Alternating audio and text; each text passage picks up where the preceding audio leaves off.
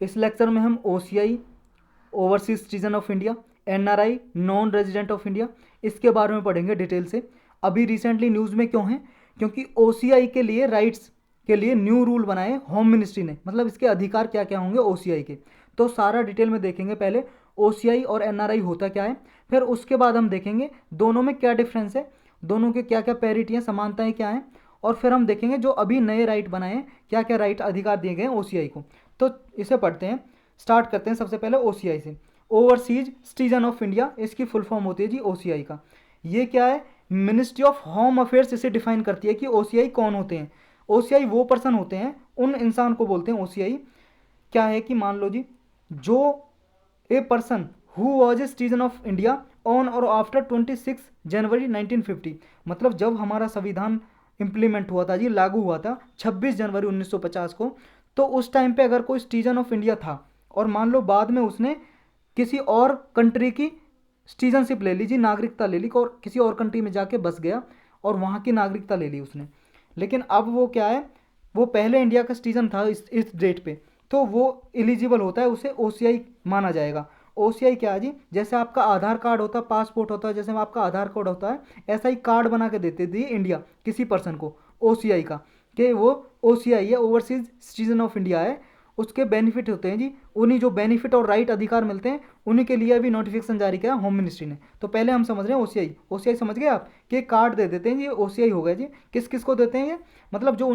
26 January 1950 को citizen हो India का और बाद में किसी और कवन में गया हो, या फिर वो एलिजिबल हो to become a citizen of India on 26 January 1950, मतलब 26 जनवरी 1950 को वो ऐसी कंडीशन फुलफिल करता हो कि सिटीजन ऑफ इंडिया बन सकता हो, नागरिक बन सकता हो, तो भी उसे OCI कार्ड दे सकते हैं, OCI समझा जाएगा। या फिर उसके मान लो कोई child, grand child of such a person among other eligibility criteria, मतलब उसका कोई, मतलब उसका चाइल्ड हो जी, ग्रैंड चाइल्ड हो, मान लो जी ऐसा पर्सन हो जी कोई जिसके माता पिता या दादा दादी यहाँ से ग्रैंड पेरेंट्स इंडिया के हों, बाद में इंडिया के सिटीजन हो जी, लेकिन बाद में किसी और कंट्री में जाके बस गए और वहाँ की सिटीजनशिप ले ली, नागरिकता, तो उसके बच्चे क्या हैं जी, उसके बच्चों को OCI कार्ड होल्ड, मतलब OCI का टैग दिया जा सकता है, इंडिया दे सकती है OCI का, ओवरसीज सिटीजन ऑफ इंडिया समझा जाएगा उन्हें, समझे, ये क्राइटेरिया होते हैं। अब अकॉर्डिंग टू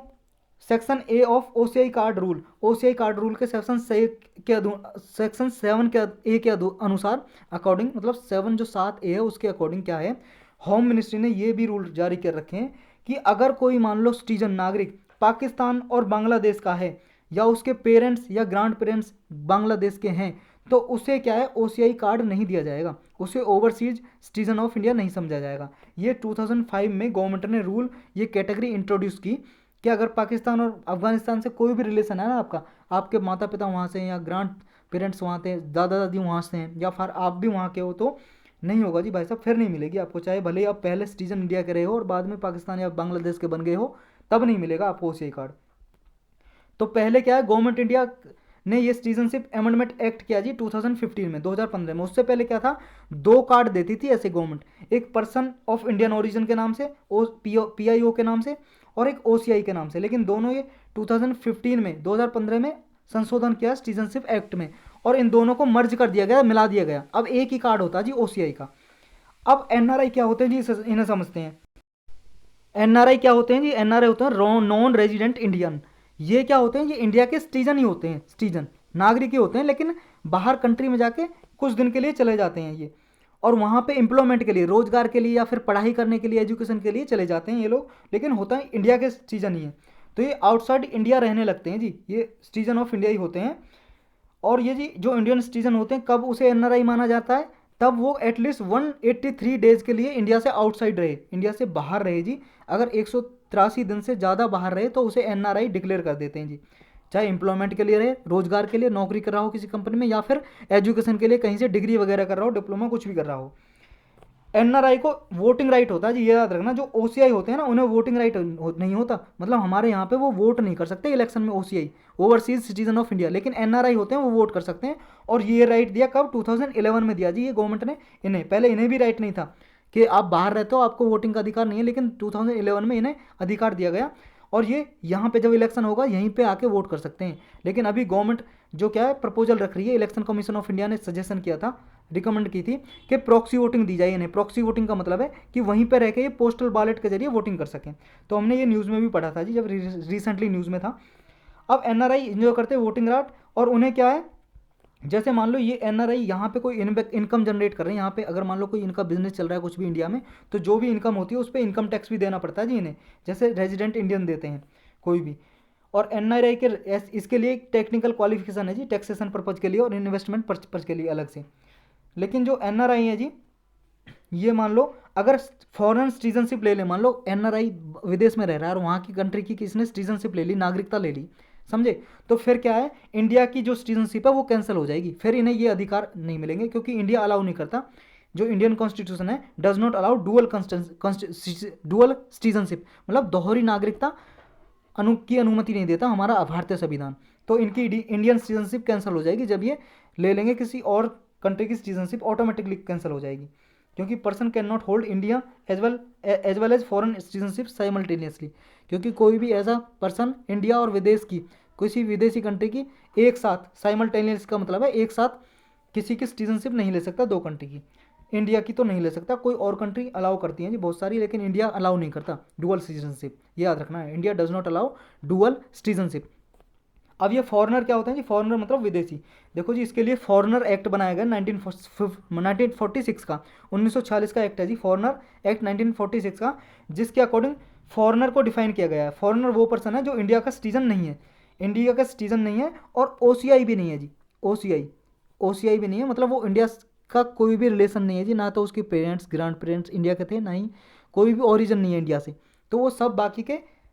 वो समझे जाते हैं फॉरेनर, विदेशी। एक इंपॉर्टेंट बात याद रखनी है जी, हमारे कॉन्स्टिट्यूशन में, इंडियन कॉन्स्टिट्यूशन में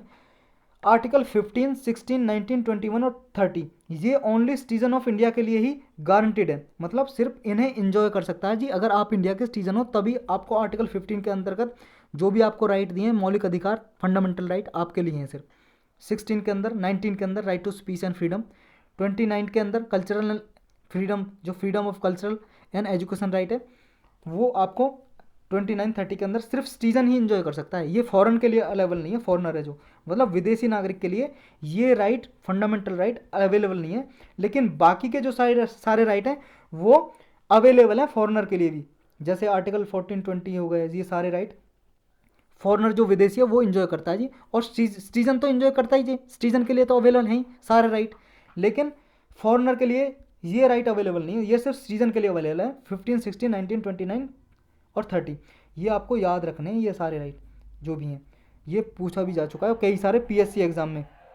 अब इसमें नेक्स्ट क्या है जी, अब ये न्यूज़ में इसलिए है जी क्योंकि इसके राइट्स हैं वो अभी रेगुलेशन जारी किया जी, नोटिफाई किया है गवर्नमेंट ने रिसेंटली, इनके राइट जो ओसीआई के राइट हैं, ओवरसीज सिटीजन्स ऑफ इंडिया के जो राइट हैं उनको, ये क्या राइट किए हैं जी, देखो जी ऐसा पहली बार नहीं है जो इंडिया नोटिफाई कर रहा है और राइट्स और रेस्ट्रिक्शन इन पे लगा रहा है, पहली बार नहीं कर रहा है, इससे पहले 2005 में, 7 में, 2009 में भी नोटिफाई कर चुका है, रूल्स निकाल चुका है। 2019 में भी मिनिस्ट्री ऑफ होम अफेयर्स ने इनको मेंशन किया था ओसीआई ब्रोशर को कि क्या क्या इनके राइट और रेस्ट्रिक्शन होंगे। अब इनके राइट वगैरह क्या होंगे जी वो देख लेते हैं। ओसीआई, अगर जिसको ओसीआई का कार्ड मिलता है, मिल गया जी किसी को, ओवरसीज सिटीजन ऑफ इंडिया मान लिया इंडिया ने, तो उसको क्या है, multiple entry life long visa मिलता है। जैसे जी मान लो अगर कोई विदेशी कोई भी पर्सन है बाहर से इंडिया आ रहा है तो उसे वीज़ा लेना पड़ता है ना, एक डॉक्यूमेंट है जी वीज़ा, परमिशन। ये मान लो जब आप बाहर कंट्री से आओगे, इंडिया से वीज़ा लोगे, कहाँ से, मान लो कोई अमेरिका से आ रहा है तो अमेरिका में इंडिया के एम्बेसडर होंगे, राजदूत, ऑफिस होगा जी एक ऑफिस। जैसे मान लो आप आईएफएस बनोगे, यूपीएससी की तैयारी कर रहे हो, तो इंडियन फॉरेन सर्विस आपको एम्बेसडर अपॉइंट कर दिया इंडिया ने यूएसए में। तो क्या है जी, कोई अमेरिका का आदमी आना चाहेगा इंडिया में तो एम्बेसडर से अनुमति लेगा, वीज़ा लेगा ये, और फिर इंडिया में आएगा जी, चाहे घूमने के लिए, चाहे एम्प्लॉयमेंट के लिए, किसी के लिए भी। तो जो जो ओसीआई कार्ड होल्डर होते हैं ना, अगर मान लो इंडिया ने उन्हें किसी मतलब किसी आदमी को, पर्सन को ओसीआई का स्टेटस दे दिया, तो उसे लाइफ लॉन्ग वीज़ा मिल जाता है जी, परमिशन मिल जाती है, उसे जाके वीज़ा लेने की कोई ज़रूरत नहीं है, फॉर एनी पर्पज़ वो बिना वीज़ा के आ सकता है, आ जा सकता है, जैसे इंडियन सिटीजन आ सकते हैं जी बाहर से यहाँ पे। प्रायर परमिशन, इसमें क्या जी, मान लो जी उसे प्रायर परमिशन लेनी पड़ेगी, मतलब पहले परमिशन, अनुमति लेनी पड़ेगी अगर वो कोई ऐसी एक्टिविटी कर रहा है जो रिसर्च से रिलेटेड हो, मतलब कोई यहाँ पे खोज कर रहा है, रिसर्च कर रहा है, या फिर जर्नलिज्म में कुछ कर रहा है, मतलब आप मान लो किसी अखबार में, किसी में प्रिंट मीडिया या इलेक्ट्रॉनिक मीडिया में कुछ काम करना चाह रहे हो तो उसके लिए परमिशन लेनी पड़ेगी इंडिया से। या फिर माउंटेनियरिंग कर रहे हो, माउंटेनियरिंग। माउंटेनियरिंग क्या है, मान लो आप यहाँ पे आके किसी पहाड़ पे चढ़ो जी, आप जैसे माउंटेनियरिंग होते हैं ना जो चढ़ते हैं पहाड़ों पे, तो अब उसके लिए कोई एक्टिविटी करना तो प्रायर परमिशन लेनी पड़ेगी। या फिर मिशनरी और तबलीगी वर्क, इसका क्या मतलब है, मतलब आप मान लो कोई धार्मिक अपना विचारधारा कोई यहाँ पे प्रीच करना चाहते हो उसके लिए अनुमति लेनी पड़ेगी, ये बिल्कुल भी ऐसे अलाउ नहीं है। या फिर विजिट टू रेस्ट्रिक्टेड एरिया, कुछ ऐसे एरिया होते हैं जी जैसे नॉर्थ ईस्ट में कुछ एरिया होते हैं ना रेस्ट्रिक्टेड, जिन पर रेस्ट्रिक्शन लगाई होती है कि लिमिट कि आप उनके गवर्नमेंट की अनुमति के बिना नहीं जा सकते उनके लिए, तो इनको परमिशन लेनी पड़ती है, तो ये प्रायर परमिशन लेनी पड़ती है। अब parity with non resident Indian, मतलब नॉन जो एनआरआई है उनके साथ क्या पैरिटी है, मतलब समानता क्या है उनके साथ, समानता ये है जी जो ओसीआई कार्ड होल्डर होते हैं वो पैरिटी एंजॉय करते हैं एनआरआई के साथ। किन किन एरियाज़ में, मान लो इन्हें अडॉप्शन करना हो जी चिल्ड्रन का, मतलब कोई बच्चा गोद लेना हो तो जैसे एनआरआई को ट्रीट किया जाता है ऐसे ओसीआई के लिए सेम रूल है। या फिर किसी कम्पिटिटिव एग्जाम में अपीयर होना, मतलब यहाँ पे कोई एग्जाम देना आपको एजुकेशन के रिगार्डिंग, जैसे एमबीए की तैयारी करना चाहते हो या किसी एजुकेशन में पढ़ना चाहते हो उसके लिए। लेकिन हाँ एनआरआई क्या है, एग्रीकल्चर और फार्म हाउस खरीद सकते हैं लेकिन ये नहीं खरीद सकते ओसीआई, याद रखना, एग्रीकल्चर प्रॉपर्टी नहीं खरीद सकते, ना ही कोई फार्म हाउस, ये प्रॉपर्टी नहीं खरीद सकते हैं, ये ना सेल कर सकते हैं ना परचेज कर सकते हैं, परचेज और sale of immovable properties barring agriculture and farm house. लेकिन हाँ ये डॉक्टर वगैरह परस्यू कर सकते हैं प्रोफेशन ओसीआई, और लॉयर वगैरह की एक आर्किटेक्ट या सीए की डिग्री वगैरह कर सकते हैं जी, यहाँ से चार्टेड अकाउंटेंट, मतलब पढ़ाई की वगैरह कर सकते हैं आप, पढ़ाई वगैरह से related degree. Parity with Indian national, Indian national के साथ कैसे समानता है ओसीआई की, देखो जी जब मोनूमेंट्स में कभी आप गए हो कहीं पे घूमने, मान लो चिड़ियाघर जाते हो या फिर किसी जैसे मान लो रेड फोर्ट जाओगे आप, लाल किला घूमने दिल्ली में जी, दिल्ली में पता ही होगा आपको, तो वहाँ पे दो विंडो बनी होती है टिकट लेने के लिए। जब किसी मान लो मोनूमेंट्स पे जाते हो, विरासत की साइट है जो कोई भी जगह है जी, मोनूमेंट्स पे जाओगे, जैसे मान लो आप ताजमहल तो कभी गए होगे, ताजमहल देखा होगा आपने, ताजमहल आगरा में सब जानते हैं जी, वर्ल्ड वाइड जानते, तो आप तो जानते होगे इंडिया से हो। अब ताजमहल जाओगे तो दो विंडो बनी होंगी जी, एक जी मैं कभी नहीं गया पर दो विंडो बनी होंगी जी, मैंने नहीं देखा पर बनी होंगी ज़रूर। एक क्या होगा जी, एक तो होगी ऐसी जिसके सिर्फ इंडियन सिटीजन ही खरीद सकते हैं टिकट, मतलब इंडिया के लिए टिकट मिलेगी इस पर, और एक विंडो होती है जी जिस पे फॉरेनर को मिलेगी, विदेशी के लिए। तो जो ओसीआई कार्ड होल्डर होते हैं ना जी उनके लिए क्या है, टिकट मिलेगी, जो टिकट जैसे जो इंडियन कोई टिकट खरीदेगा इसका दाम कम होगा, मान लो 50 रुपये, अगर फॉरेनर खरीदेगा इसी का दाम होगा जी 500 रुपये या 1000 रुपये, इस टिकट का दाम, जो टिकट का प्राइस होगा। तो ओसीआई कार्ड होल्डर के लिए टिकट का प्राइस सेम होगा जो इंडियंस के लिए, जो इंडियंस के लिए मान लो 10 रुपये 50 रुपये, वही ओसीआई कार्ड होल्डर के लिए होगा। तो ये लिखा जी, मान लो कोई एयर फेयर है, मतलब कि मान लो आप जहाज़ की टिकट है सेम होगी, जो इंडियंस के लिए वही ओसीआई के लिए। Entry fee to monuments, public places में जो भी एंट्री फीस लग रही है जी टिकट है वो सेम प्राइस होगा। अब एंट्रेंस एग्जाम और एडमिशन में क्या है जी, ये जी नीट का एग्जाम भी दे सकते हैं जी ओसीआई। नीट का एग्जाम किस लिए होता है, एमबीबीएस, मान लो आप डॉक्टरी करना चाहते हो, एमबीबीएस करना चाहते हो तो नीट का एग्जाम होता है जी। नीट की फुल फॉर्म क्या है, national eligibility cum entrance test, तो ओसीआई दे सकते हैं। या जॉइंट एंट्रेंस एग्जाम दे सकते हैं जी, means joint exam entrance exam advance दे सकते हैं जी। जेईई का एग्जाम ये किस लिए होता है जी, इंजीनियरिंग करने के लिए होता है जी, इंजीनियरिंग आईआईटी से ट्वेल्थ के बाद, ये सारे ट्वेल्थ के बाद होते हैं जी नीट, और ये जेईई के एग्ज़ाम दे सकते हैं जी, एलिजिबल हैं ये। तो इस तरह से क्या है, लेकिन मान लो जो कैटेगरी क्या है, such other test to make them eligible for admission only against any NRI seat any super, ये सुपर न्यूमरेरी सीट्स, मतलब क्या है जी, ये ऐसी सीट्स पे ही क्या है दे सकते हैं जो मान लो अगर इंडियन सिटीजन के लिए कोई रिजर्व है ना कोई सीट, तो उस पर नहीं दे सकते हैं, ये बात आपको याद रखनी है। एनआरआई के लिए है तो एनआरआई के लिए ये भी दे सकते हैं जी एग्ज़ाम, जो एनआरआई के लिए है तो उस पर ही दे सकते हैं, मतलब जो एनआरआई के लिए रिजर्व है ना सीट वो उसी पे ये एडमिशन ले सकते हैं वो ओसीआई। लेकिन जो इंडियन सिटीजन के लिए रिजर्व है सीट उसके लिए नहीं ले सकते ये एडमिशन, समझे। मान लो कुछ सीट जैसे रिजर्व होती है इंडियन सिटीजन के लिए, बाहर का नहीं ले सकता तो वो ही ले सकते हैं। अब अदर इकोनॉमिक और फाइनेंशियल एजुकेशन फील्ड में क्या है जी, इसमें है जी ये क्या है, जो और भी एक्टिविटी है ना, चाहे इकोनॉमिक फाइनेंशियल एजुकेशनल फील्ड में कोई भी एक्टिविटी है वो सब आती हैं जी इस एक्ट के दायरे में।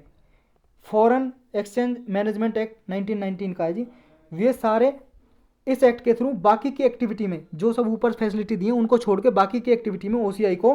फॉरेनर की तरह ट्रीट की जाता है, विदेशी की तरह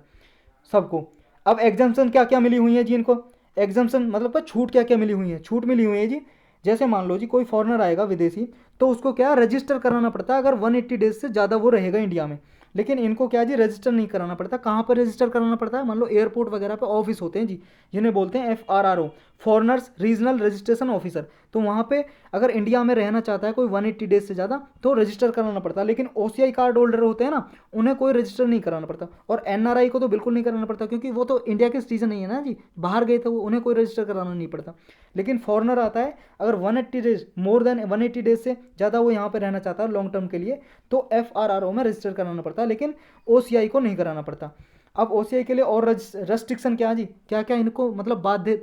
क्या जी, इन पे क्या क्या मतलब लिमिट लगाई गई है, रेस्ट्रिक्शन। इन पर रेस्ट्रिक्शन क्या लगाई गई है जी, ये मान लो कोई रिलीजियस डिस्कोर्स, रिलीजियस एक्टिविटी या रिलीजियस प्लेस पे तो कोई रेस्ट्रिक्शन नहीं है जी। कोई मान लो विजिट करना चाहिए, मान लो किसी मंदिर मस्जिद में विजिट करना चाहिए, कोई रेस्ट्रिक्शन नहीं है इन पे। लेकिन अगर मान लो ये रिलीजियस आइडियोलॉजीज प्रीच करती हैं, प्रीच का मतलब उपदेश देती हैं, अपना धर्म प्रचार करना चाहते हैं, फैलाना चाहते हैं, ये बिल्कुल भी अलाउ नहीं है जी। ऐसा कोई रिलीजियस प्लेसेस पे स्पीच देना चाहते हैं अपने धर्म को स्प्रेड करने के लिए, बिल्कुल भी अलाउ नहीं है। या कोई ऑडियो विजुअल डिस्प्ले करना चाहते हैं, पैम्पलेट डिस्ट्रीब्यूट करना चाहते हैं रिलीजियस एक्टिविटी से, अपनी रिलीजियस आइडियोलॉजी फैलाना चाहते हैं, यहाँ पे अपनी जो धार्मिक विचारधारा है उसे फैलाना चाहते हैं, तो बिल्कुल भी अलाउ नहीं है, इन्हें अनुमति नहीं है। या फिर कन्वर्जन, मान लो अपने धर्म में किसी आदमी को लोभ दे के ये कन्वर्ट करना चाहते हैं, बदलना चाहते हैं, ये भी अलाउ नहीं है, विल नॉट बी अलाउड। ये सारी एक्टिविटी अलाउ नहीं है जी। तो इस लेक्चर में इतना ही था जी।